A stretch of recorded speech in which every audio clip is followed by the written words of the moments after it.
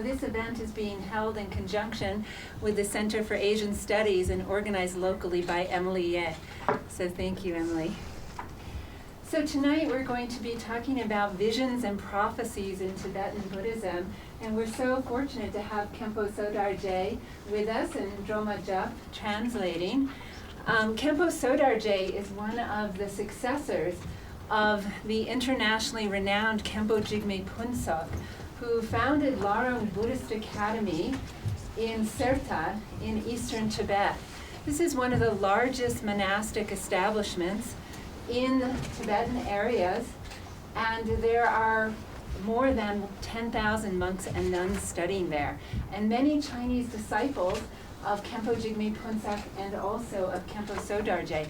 So he's one of the principal successors of this great Khenpo, and he has gathered now an international following and also many Chinese disciples. He publishes a great deal of works also in Chinese. So it's very exciting. This is kind of a new phase of Tibetan Buddhism. Tibetan Buddhism came to the West 30 some years ago and now is spreading throughout China. And so this is a really exciting new development, and Khenpo Sodargye is really at the head, spearheading that development. So we're very lucky to have him here visiting Colorado. He came 20 years ago in 1993 with Khenpo Jigme Phuntsok, and now he's returned again as a teacher in his own right. And so it's very exciting tonight for the opportunity for all of us to hear from Khenpo Sodargye. So without further ado, please welcome Khenpo La.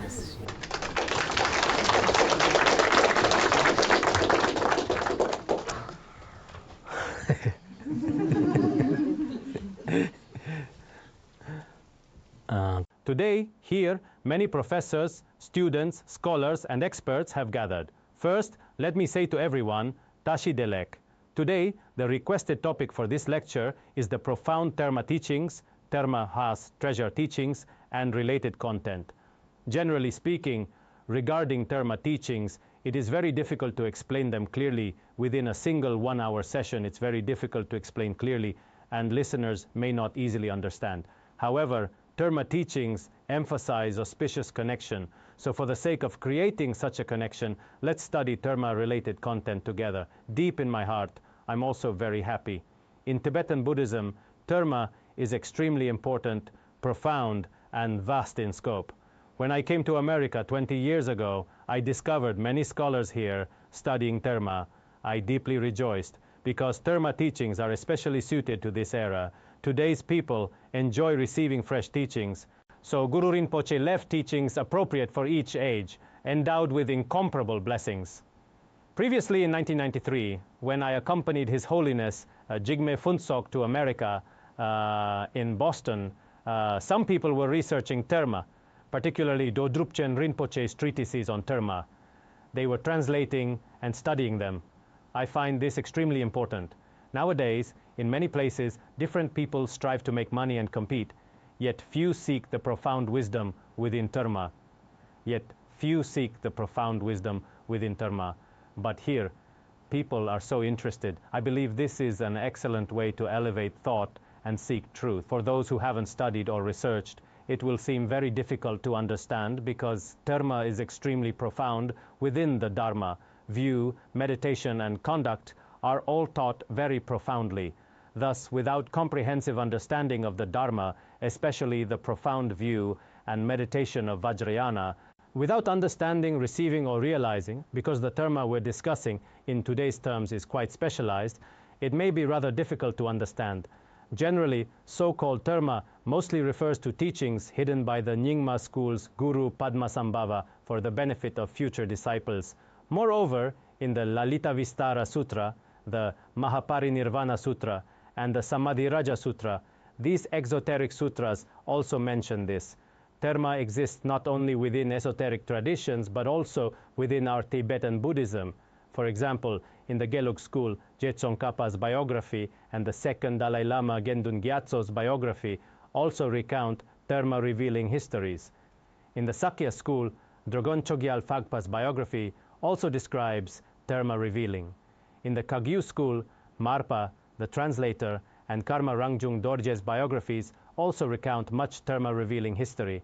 Similarly, the Kadam school also extensively discusses Tibetan King Songtsen Gampo's instructions for future Tibetan generations, the Pillar Testament, hidden within a pillar of the Yokhang Temple. Later, according to prophecy, during the later propagation period, the peerless Lord Atisha revealed this Terma. Kedrupje and many wise masters discussed this.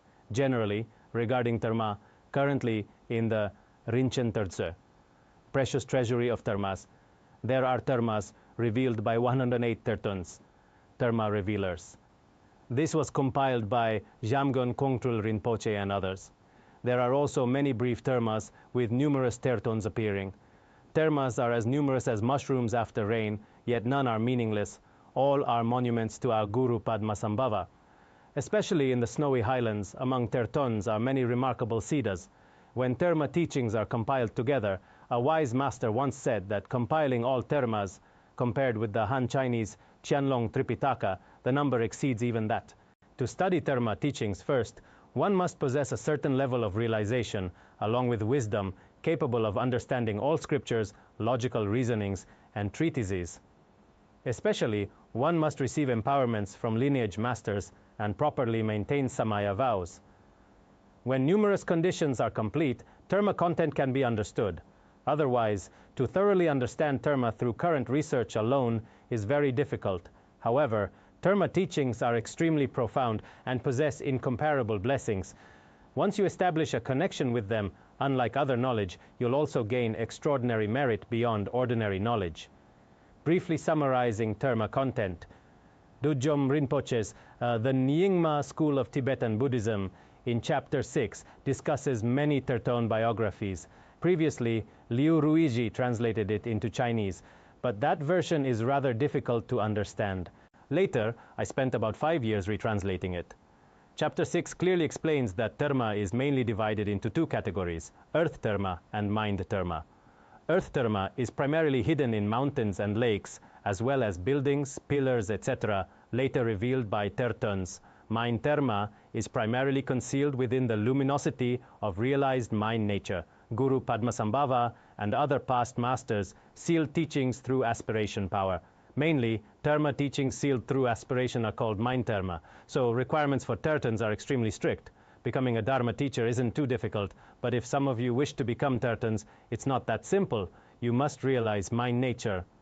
Without realizing mind nature, one cannot authentically reveal Mind Terma. I've previously met self-proclaimed tertöns holding a long Vajra kala, hair coiled on their heads, saying, "Insert my kala into rock and I can reveal Terma." This is impossible. In all past masters' treatises, Mind Terma, pure vision teachings, and experiential teachings differ. Why?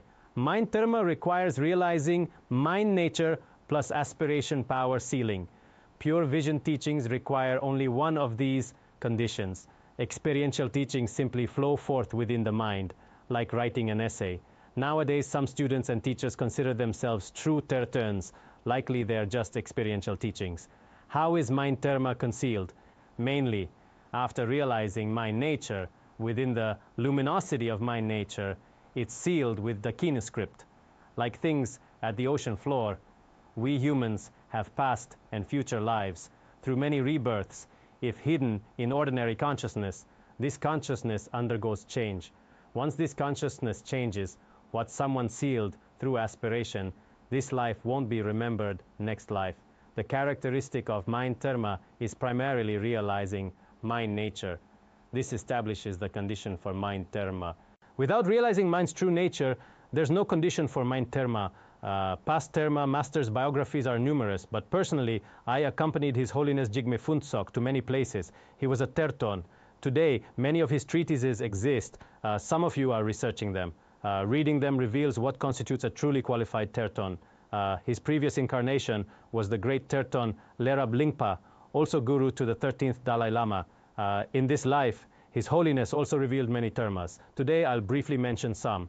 As mentioned, Terma divides into many types. Earth Terma is primarily hidden in mountains or rocks. In 1990, His Holiness went to India and Bhutan, visiting Bhutan's Tiger's Nest. where Guru Rinpoche once practiced in retreat. At Tiger's Nest, he revealed a wrathful Guru Rinpoche sadhana. At that time, the master said, "Originally, 9 volumes of Guru Rinpoche's practices exist here, but if all were revealed, it would adversely affect Bhutan's national fortune. Therefore, only a symbolic portion was revealed, and a brief ritual of the wrathful Guru sadhana. Such histories of revealing terma from rocks appear in many Terton biographies. Particularly, the first Dujom Rinpoche wrote an autobiography. I translated this biography into Chinese, covering ages 3 to 62, written by himself. It records many miraculous experiences of revealing terma from rocks. Some termas are revealed from lakes. In 1994, His Holiness went to Qinghai, to Lianbao Yeze Sacred Mountain. There's a lake there. His Holiness walked into the lake and retrieved a small box.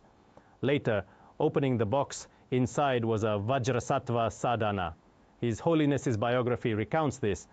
These experiences aren't fabrications. Related video recordings clearly document the entire process. The past Terton Pema Lingpa once, when revealing a special terma, holding a torch, jumped into a lake. When retrieving the terma, the torch he held hadn't extinguished. In the Kam region, there's a place where Dechen Lingpa revealed terma, also a small lake. When he revealed terma there, a Naga protector's upper body emerged from the lake, presenting the terma treasure. Written records of this still exist today. Reading Terton biographies and terma teachings, one marvels at how many mysteries this world still holds. Other termas are revealed from space itself. I once witnessed this personally. In 1986, His Holiness went to Muya. There's Guwu Sacred Mountain. The master had nothing on him originally. We circumambulated the mountain together.